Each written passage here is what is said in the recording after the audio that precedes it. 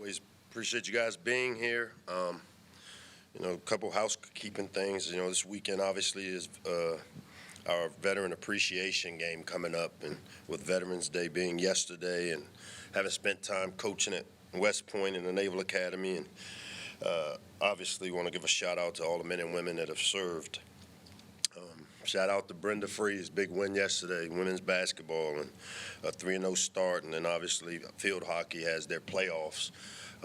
And so we want to wish Missy good luck Friday in the NCAA tournament. The Oregon game, obviously it does us no good to worry about things that have happened in the past right now, because we've got a lot of we've got some things to get accomplished this week. I thought our team competed well, the way we want them to compete in a game like Oregon against a really good team. I thought our quarterback hung in there pretty well. Defensively, was really impressed with, the way Coach Williams and the defensive staff were able to continue to compete against a really talented offense. And, Dylan Gabriel, our defense held him probably to the lowest passing yardage he had, obviously. The young guys are getting better, but still lots of work to do. Obviously, with Rutgers, they're coming off of a big win against Minnesota. They got the 5 wins, and they have an opportunity, obviously, to become bowl eligible this weekend here. So I know they were missing some key guys. Their running back, one of the more talented players in the country. Obviously, don't know his status, but I do know that the other guys that have filled in for him are really talented players. Their quarterback is kind of the guy that makes him go. If you look at the game from a week ago, and we've played against him, obviously, during his time at Minnesota. Got a lot of respect for Greg and the job he does as a coach, and over the years, really has his team always well prepared, and they do all the little things the right way. So, those guys will be well coached coming in here. Obviously, this is an important game for us, an opportunity for us to, we've got 2 home games left and a away game. And, this is playoff football. It's kind of what I told our team. It's our version of the playoffs, meaning we win, we advance. We lose, we make it a little tougher to advance. And so our players understand that. The pillars of our program is, how we start and how we finish. And obviously, we've got some work to do to finish the right way, which we've been here before as a team. I feel very confident the way that you got our guys prepared, that they'll put the necessary work in, and we definitely understand the importance of this game this weekend. Our captains going into this game, Kellen Wyatt, Caleb Wheatland, and Isaac Bunyan, will serve as our game captains, leading us into the Rutgers game. So with that, I'll open up to any questions. Hey, Mike, you mentioned Rutgers being able to have an opportunity to get bowl eligible. How much does you guys becoming bowl eligible factor into the messaging going into this weekend for the rest of the season? It really didn't. I mean, for us, we know the matrix of what it takes to get to bowl eligibility. The magic number is 6. As we have 3 opportunities left, 2 of them here at home, and we haven't been home in about 4 weeks now. And the importance of this game, because it's the next game, but also, like I said, it starts for us what really is playoff football, meaning we have to win to be able to advance, and our guys understand that. What's it going to take for you guys to get back on the right side of the turnover ledger like you were the first half of the season? Obviously, when you some of these turnovers are just tough for us. They're just really tough when you watch the play. The turnover there at the end of the game, KP's getting grabbed, and Billy got hit in the face after the throw, and it's a interception. But most of the time when you look at these plays, those are, if it's us, it's pass interference, and we've got to do a better job of protecting the football. I mean, we understand it, but some of these turnovers that we've had, they're sometimes the rub of the green. And, what we've got to do is, our margin of error is really big for us. In the last 2 games, we've been right at that 12% threshold where we talk about the controllables on offense. We were at 12.59%, meaning we're not beating ourselves as much, but the interceptions and the fumbles, returns for touchdowns, those are the ones that come back to get us, and then we're not getting them on the other end. I think of the opening, we punt the ball down there and the ball comes from underneath Ty Felton, one of our best players, and a chance to have the ball inside the 7. Those are the plays we got to make. Hey, Coach. What's up with you? You mentioned comment on Guy obviously missed this past weekend, and with his status kind of uncertain for this week, do you feel like just kind of the uncertainty adds kind of another layer dimension to the game plan? And you mentioned just kind of the guys behind him having a true freshman. What have you kind of seen from him? Yeah, I mean, they got a veteran O-line. I mean, if you look at their offensive line and the experience they have up front, that to me is a week ago I felt like the running backs at Oregon made the O-line better. This week, I think the O-line is one of the more talented, experienced lines in our league. And, obviously their running back, the starter, typically, I mean, he's, if not one of the best in the country. So losing that production, but, they threw the ball all around the place last week against Minnesota. I mean, the kid that transferred from Minnesota is talented enough. We've seen him. He's the guy that we feel like it kind of makes them go, and we've got to find a way to affect them a little bit more than we have.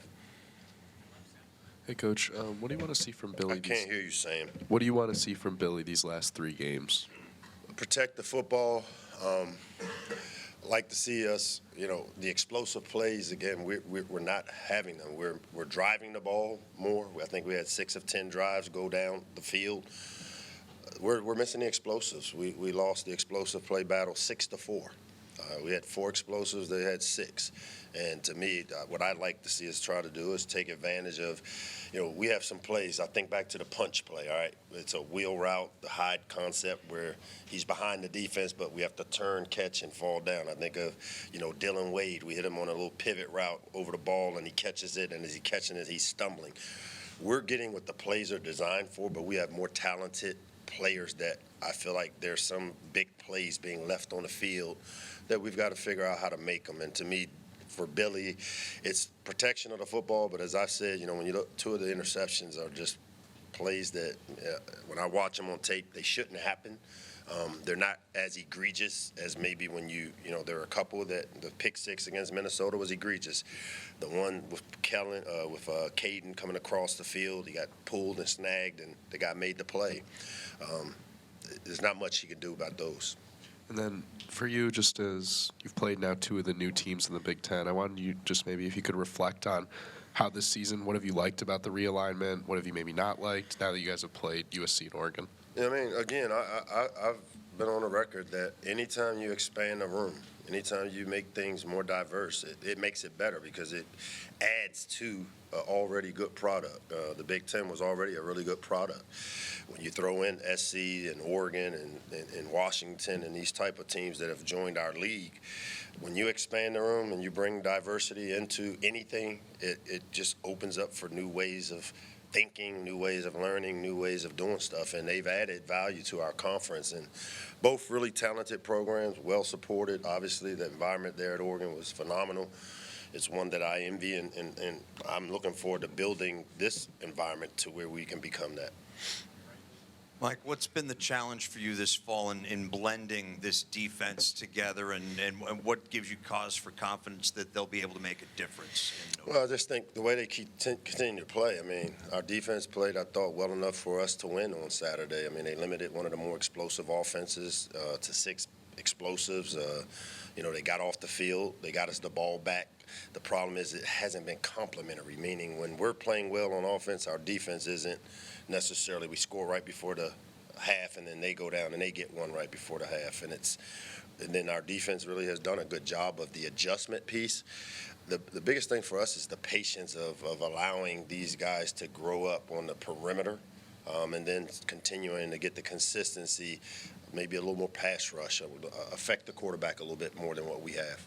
Rutgers snapped a losing streak last Saturday against Minnesota. They beat Minnesota. What from that game tape jumped out at you that made you take notice? The quarterback throwing the ball the way he did. I mean, and we know how talented he is. I mean, we saw him when he had Rashad Bateman and a couple of those guys at Minnesota. We've gone against them, but they have been a team that has relied on the ability to run the ball, played field position, and then great on special teams. Their special teams are really, really talented. And so, it's going to come down to that. Our ability of, on special teams, finding a way to affect the game. On offense, us protecting the football the way we need to, and then on defense, we just haven't gotten the turnovers that we were getting earlier in the year. It's kind of they've dried up here the last couple of games. We got to figure out how to get people to turn the ball over. Hey, Mike. George, what's up? Having the similarities between them just playing Minnesota, you guys playing Minnesota just a few weeks ago, are there things, since that's so close in the calendar, that you can look at to see ways that you can Yeah, I don't plan know for what if you've they're gonna bring? studied this league, but Rutgers and Minnesota, like, I don't know what's going on, but coaches are going back and forth, players are going, and so It's a loop from yeah, Great Lakes to. but their defenses are similar structured. Obviously, Greg has a nest of coaches that have worked with him that kind of embrace that philosophy. I kind of came up under the Nick Saban philosophy the last few years, and you can see Greg's imprint, you know, at both places, whether it's on the offense or the defense, very similar structure. In the special teams pieces, I think the differentiator for them, because they've been really, really good on special teams with their specialists and the variety of things they do, they create advantages. And that's where, for us, if there's an area where we need to clean up some things fast, is we've got to be able to, which I thought we did a week ago, a little bit better, but it's going to come down to us and our ability in the special teams areas to either generate momentum or not hurt ourselves. And in the rushing game, I know you guys are trying to utilize,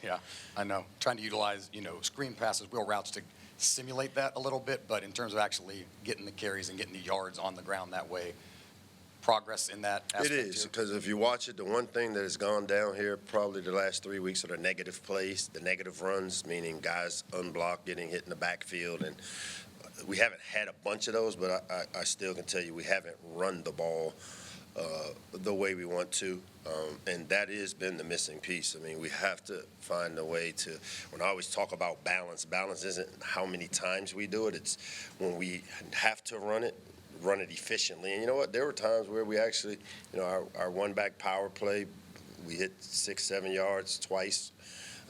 We're just not having it consistent enough to stay on track with the run game. That puts a lot of pressure on the young line. You know, we had a true freshman started left tackle last week in Therese Davis, who I think will be one hell of a player in the future. And these are the growing pains that we go through. But to help us, we got to be more efficient at running the ball, and that's something we got to figure out here this week. What is the left tackle going to look like this Saturday? I mean, Andre, how's he doing? Is Therese going to be there again? And Marcus played last week too. So. I mean, we're still trying to figure it out. I mean, Andre is working himself back, obviously, from the injury in the Minnesota game.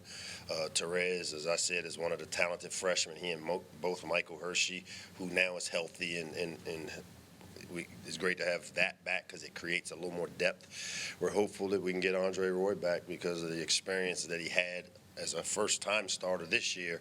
You know, just having him out there gives us depth to where now we can play Therese 30 plays and not have to play him 55 or 60, which the more plays young guys play, the more opportunities they have to get better, but also they get exposed a little bit. And that's where the depth that we had going into the season, we've struggled up front because of some of the injuries we faced. Thanks, guys.